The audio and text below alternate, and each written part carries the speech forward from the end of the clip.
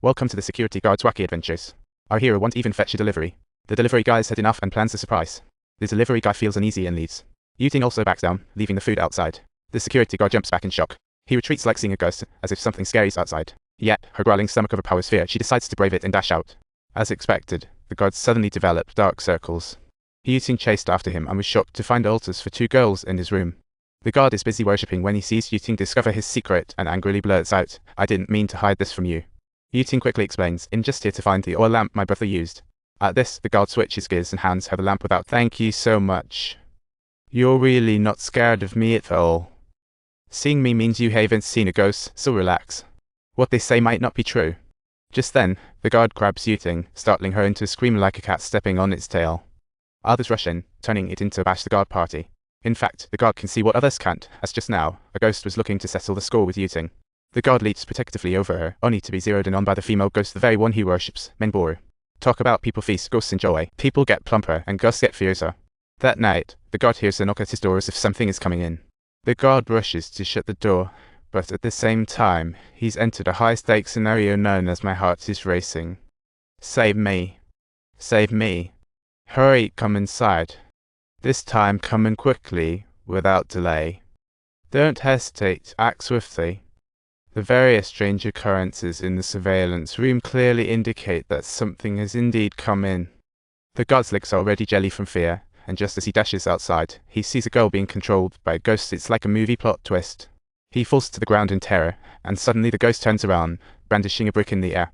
"Little girl, now we are all destined to face death together. Come on, don't put up any resistance." "What are you doing?" The guard suddenly gets it, realizing he's being targeted by ghosts both inside and outside. He's in a daze, trying to figure out how to escape this absurd situation.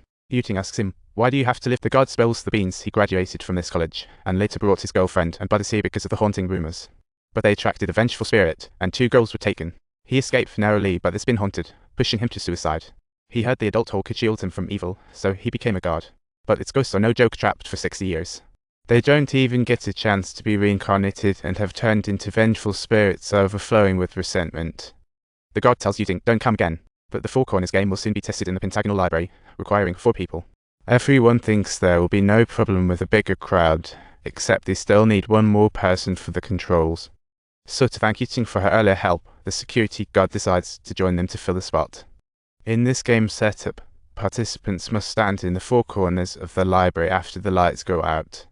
One corner should be kept open for a bowl of rice, along with incense, to summon the spirit to join the game. Then, they take turns moving, tapping each other's shoulders, saying their names, and handing over the oil lamp. At that very moment, the surveillance cameras unexpectedly capture strange glowing spots floating around the library. Yet surprisingly, the 4 players involved in the game remain completely oblivious to it, seeing absolutely nothing.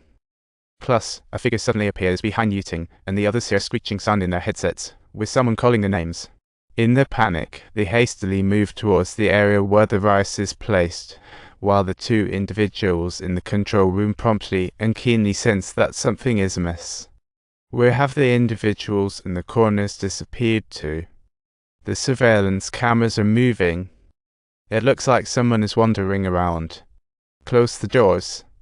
Meanwhile, the group in the library scrambles. Jin-en suddenly leaps into Ma Jianwei's arms, shivering in fright.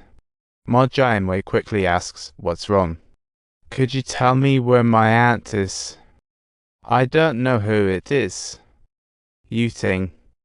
"Aunt?" Jin-en cries out, only to be ruthlessly dragged off by the dark mist. Then, a shadow emerges from behind the door, a man with wide open eyes blocked by dark mist, appearing right in front of Yuting. "Oh my gosh!" Yuting stumbles back in fright, not realizing that in her fall she has also inadvertently knocked out the oil lamp. Just then, a mysterious force pulls the library patients away, leaving Yuting suspended, her body uncontrollably arching back. Her bones crack as they bend painfully, but she can't scream. The guard, terrified, turns to flee. But then he recalls fleeing last time, harming his girlfriend, filling him with guilt, so he stops. He ignites the snuff lamp, ready to throw it at the ghostly figures, determined to save Yuting. But something grips her arm, rendering it impossible to lift. The guard summons courage, throws the lamp, realizing it repels ghosts, igniting the female ghost. In an instant, The ghost is reduced to ashes, and Yuting narrowly escapes.